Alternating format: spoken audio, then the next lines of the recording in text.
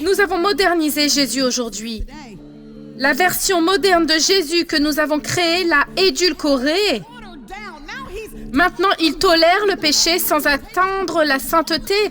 Notre Jésus est politiquement correct. Écoutez-moi.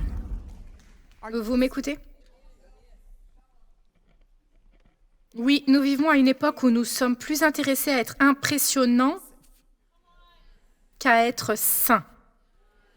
Nous sommes plus intéressés par le fait d'être sûrs d'avoir des likes et des amis et les applaudissements des gens que par le fait d'être tout simplement saints. En nous assurant que le politiquement correct n'est pas notre objectif principal, que nous ne cherchons pas les applaudissements des gens, mais ceux du ciel. Vous devez choisir d'être saintes. Et donc je vous implore, mes sœurs, par la miséricorde de Dieu, de marcher d'une manière digne de l'appel par lequel vous avez été appelés. L'Esprit s'est reposé sur lui. Laissez-moi vous montrer rapidement, le verset 26 dit que l'Esprit lui a révélé. Cela signifie que l'Esprit ne s'est pas seulement reposé sur lui, l'Esprit lui a révélé. Les anciens prédicateurs appelaient ça l'illumination. C'est éclairer un projecteur. C'est lorsque vous êtes assis à l'église un dimanche et que votre pasteur ouvre la Bible pour prêcher et il lit les 2 premiers versets sur lesquels il va prêcher. Vous vous redressez sur votre siège parce que vous avez l'impression que tout tourne autour de vous. Quelqu'un sait de quoi je parle? C'est quand vous essayez de comprendre comment l'Église a mis ma maison sur écoute. Comment ont-ils su? C'est l'illumination de l'Esprit. C'est quand les vieilles vérités des Écritures sautent de la page et par manque d'un meilleur mot, c'est quand elles vous saisissent dans votre âme. Quand vous voyez comment ça se croise avec quelque chose que vous affrontez personnellement aujourd'hui, c'est la révélation du Saint-Esprit. C'est ce que fait le Saint-Esprit. Il révèle, il illumine, il fait briller un projecteur. Siméon était là ce jour-là parce qu'il avait été promis par la révélation de l'Esprit de Dieu. Ce n'était pas une promesse au hasard, c'était sa promesse. Oh, cela vous est arrivé au cours de ces jours où nous sommes réunis. Vous avez probablement connu cette situation où quelque chose qui a été dit n'était pas seulement génial à entendre, mais vous a saisi l'âme. Vous saviez que c'était une mission pour vous. C'était une conviction pour que vous sachiez que le Seigneur allait vous envoyer hors d'ici avec cette mission parce que le Saint-Esprit vous l'a révélé. L'Esprit de Dieu se repose, il révèle et ensuite il dirige Siméon. Parce qu'il est dit au verset 27, il est venu en esprit au temple, ce qui signifie que l'Esprit lui a dit à cette date d'aller au temple. Il est dit qu'il est venu en esprit au temple sous la conviction de l'Esprit Saint. Quand l'Esprit a dit d'y aller, Siméon a dit « Oui, monsieur ». Il s'est soumis à la direction du Saint-Esprit. Et il était au bon endroit, au bon moment pour tomber sur le Messie, parce qu'il était soumis à la direction du Saint-Esprit. Savez-vous que plus vous ignorez cette petite conviction, plus cette voix devient silencieuse? Non pas parce qu'il ne parle plus, mais parce que vous avez construit un mur de désobéissance. Vous avez étouffé la voix du Saint-Esprit.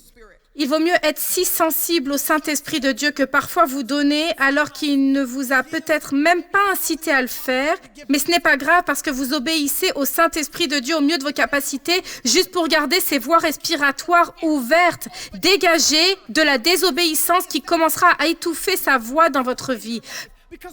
Parce que plus que tout, l'ennemi veut vous déconnecter du privilège d'entendre la voix de Dieu. C'est ce qui sépare notre foi de toute autre soi-disant foi sur la surface de la terre, c'est que notre Dieu est vivant. C'est qu'il parle. C'est que nous avons le privilège d'entendre sa voix. Ne minimisez jamais la valeur, la beauté, la grâce généreuse de ce privilège que nous avons d'entendre la voix de Dieu. Le Saint-Esprit s'est reposé sur lui. Il y a 2 autres choses que je veux vous faire remarquer qui étaient symboliques ou significatives chez Siméon, qui lui ont ouvert les yeux pour voir Jésus tel qu'il devait être vu. dans cet ensemble que les autres ont minimisé, trouvé insignifiant, qu'ils ont totalement ignoré parce qu'ils ne pensaient pas que leur roi ressemblerait à cela. Voici ce qui a ouvert les yeux de Siméon, non seulement qu'il était en esprit lorsqu'il est entré dans le temple. Et d'ailleurs, voici une autre piste de lapin, désolé. Si nous venions à l'église en esprit, cela changerait notre expérience à l'église. Je peux juste dire ça? Parce que pendant que tout le monde regardait ce pauvre couple en se demandant pourquoi ils étaient parmi eux et en ignorant Marie et Joseph, Siméon est venu en esprit. Et il s'est moins soucié de savoir qui portait quoi, et qui conduisait quoi, et qui était assis où, qui était à sa place, s'il faisait chaud dehors ou non, s'ils devaient avancer pour emmener leurs enfants à l'école du dimanche. Il se souciait moins de sa commodité, que le prédicateur prêche bien ou non, n'avait aucune importance pour lui. Il cherchait Jésus. Que les microphones soient parfaitement équilibrés ou que les lumières soient exactement comme elles devraient être, que les écrans LD soient bien visibles ce jour-là, que les placeurs soient ou non aimables, ce n'était pas sa priorité. Il était venu avec les yeux rivés sur Jésus. Nous serions moins critiques et moins sceptiques si nous venions à l'église dans l'esprit. Alors la pression ne serait pas sur la personne qui est sur l'estrade parce que vous n'êtes pas venu pour les voir, vous êtes venu pour voir Jésus. Ok, verset 27. Il vient par l'esprit, regardez ce qui se passe au verset 27. Les parents emmènent l'enfant Jésus. Jésus entre dans les bras de ses parents. Regardez le Sauveur, regardez comment la présence manifeste de Dieu arrive en ce jour remarquable. Regardez-le se manifester dans l'expérience de ce saint âgé, Siméon, d'une manière très personnelle et dans le paysage de l'histoire humaine. Il arrive dans les bras de ses parents. Il y a quelque chose dans la façon dont nous voyons Jésus quand nous le regardons à travers les chemins bien usés qui ont été affinés par nos parents, nos grands-parents, nos arrière-grands-parents, nos ancêtres et nos 4 mères spirituellement parlant, les personnes qui nous ont précédés, qui ont marché avec Jésus juste un peu, qui ont passé leur vie à le servir. Je suis toujours nerveuse quand je vois un groupe de jeunes chrétiens avec leur petit jean moulant, leur café au lait, leur toast à l'avocat, que j'adore d'ailleurs. Je suis juste toujours un peu nerveuse quand je les vois Instagrammer toutes leurs expériences religieuses sans la surveillance de quelques parents spirituels. Parce que vous tous, nous avons modernisé Jésus aujourd'hui. La version moderne de Jésus que nous avons créée l'a édulcoré. Maintenant, il tolère le péché sans atteindre la sainteté. Notre Jésus est politiquement correct. Nous avons besoin de voir Jésus venir dans les bras de nos parents, des gens qui nous ont précédés, des gens qui ont marché sur la route pendant un certain temps, qui savent ce que sont les recueils d'hymnes, qui ont chanté les bons vieux hymnes que nous avons fondés sur une certaine théologie. Nous devons nous assurer que nos nouveaux chants de louange et d'adoration, je les aime. Nous devons nous assurer qu'ils sont enracinés dans une bonne théologie. Et donc, le paquet peut changer. Écoutez tous, je vais toujours à ce genre d'église. Elle a fait un long chemin, mais ça a commencé quand j'avais 1 an, l'église que je fréquente maintenant. À l'époque, je ne serais jamais montée sur une scène avec un pantalon, vous plaisantez. Quelqu'un sait de quel genre d'église je parle? Nous avons encore quelques personnes dans notre église, quelques mères de l'église, si quelqu'un sait ce que je veux dire. Des jeans dans l'église? Vous plaisantez? Elles sont venues en costume. Je parle de ceux dont la jupe est assortie à la veste. Comme si ça avait été acheté ensemble. Et pas seulement ça, mais en dessous de ce costume, elle va porter un vrai collant. Je ne parle pas des leggings avec les pieds découpés, je veux dire des collants. Ceux avec la gaine en haut. Quelqu'un sait de quoi je parle? Quelqu'un s'en souvient? Et elle va avoir un sac à main dans sa main. Et ce sac à main, cette pochette va être assortie à la veste, qui est assortie à la jupe, qui est assortie aux chaussures en cuir verni qu'elle a aux pieds. Des chaussures en cuir verni à bout fermé. Mais la tenue n'est jamais complète.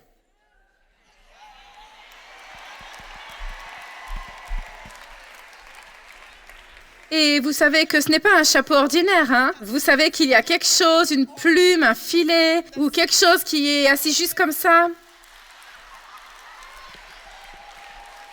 Et elle va adorer Dieu.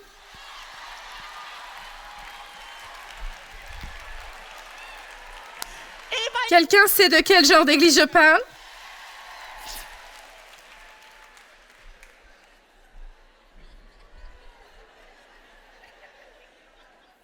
Et j'aime quand elle vient témoigner de ce qu'elle a vu le Seigneur faire. Ce n'est peut-être pas moderne, ce n'est peut-être pas nouveau et amélioré, mais c'est le Jésus d'Abraham, d'Isaac et de... C'est le Dieu de nos ancêtres. Il y a des choses que vous ne pouvez pas apprendre sur Instagram. Il y a des choses que vous avez juste besoin d'être avec une mère de l'Église, quelqu'un qui a marché sur la route un peu plus longtemps pour vous assurer que vous pouvez rebondir sur elle ou lui, et à partir de la vraie parole vénérée, théologiquement basée, bibliquement, immuable de Dieu. L'emballage peut changer, mais les principes ne changent jamais. Jésus n'a jamais été politiquement correct, il a toujours été un révolutionnaire. Il n'a jamais rejeté le péché. Il l'a appelé en grâce, mais surtout en vérité. Il n'a jamais été édulcoré. Il a toujours dit, « Je suis le seul chemin. Je suis la vérité et je suis la lumière. » Il n'a pas acquiescé ou toléré, il a aimé. Mais il a dit, « Repentez-vous, car le royaume de Dieu est proche. » Shalom, j'espère que vous avez aimé cette vidéo. Abonnez-vous pour ne pas rater nos programmes. Merci de faire partie de notre famille TBN. Que Dieu vous bénisse. Shalom de Jérusalem.